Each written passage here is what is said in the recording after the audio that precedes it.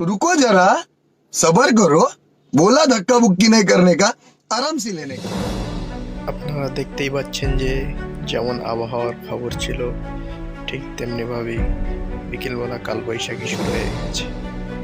প্রচণ্ড ঝড় বৃষ্টি হচ্ছে। সম্ভবত এই ঝড় বৃষ্টি আগামী 4-5 দিন পর্যন্ত জারি থাকবে। দেখতে পাচ্ছেন কীভাবে গাছগুলো হুড়মুড়িয়ে পড়ছে, বজ্রপাত হচ্ছে।